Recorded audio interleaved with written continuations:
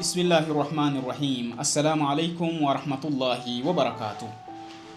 Imepokelewa kutoka kwa al-Imam Ali alayhi afdalus salatu wassalam anasema qala Rasulullah sallallahu alayhi wa alihi, amesema mjumbe wa Mwenyezi Mungu Muhammad, rehma na amani ziwe juu yake na kizazi chake, anasema ya Ali, ewe Ali, laka awwalu nadharatin wa thaniyatu alayka wala lak. Ewe Ali, mtazamo wa kwanza ni kwa ajili yako. Yani umetizama, umekutana na mtu ghafla ukisha ukamtizama kwa mara ya kwanza, anasema hiyo ni juu yako. Ni kawaida kwamba unapokutana na mtu inaweza kutokea wewe kumwangalia. Anasema na mtizamo wa pili, kutizama kwa mara ya pili, anasema ni dhidi yako. Hiyo ni dhidi yako, kwa sababu hii ya pili si wewe tu unatizama, bali kuna kitu kinaambatana na mtizamo ule. Yani mara ya kwanza ni jambo la sudfa, ni jambo la ghafla, ni jambo la haraka, unaweza usitahakam.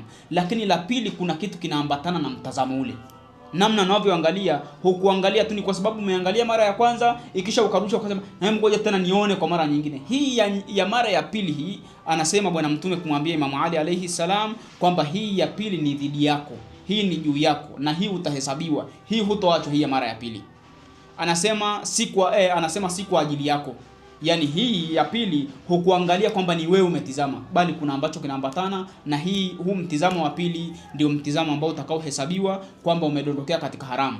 Mwenyezi Mungu Allah Subhanahu wa Ta'ala atujalie tuwe tunachukua mafunzo ya bwana mtume sallallahu alayhi wa alihi wasallam na kuyaishi, na tuweze kubaki salama, kubakisha imani zetu salama, kubakisha dini yetu salama, na kufanya moyo wako uwe safi. Maana hizi kuangalia mambo ya haramu mara nyingi yanafisidisha moyo, na mtu ukamkuta ana usuavu wa moyo, kumbe haukusababishwa na kingine, umesababishwa na kutizama yale ambayo si halali kuyaona, si halali kuyaangalia. Na pia vile vile tuwaombe dada zetu katika majumba yetu, katika jamii zetu, wawe ni wakina dada ambao wanachukua ya Mwenyezi Mungu na Mtume sallallahu alayhi wa alihi wasallam, na kuweza kuyaishi ili tuweze kuishi katika hali ya salama, na kuto kuingia katika mitego na mitihani ambayo itatudondosha katika moto wa Jahannam.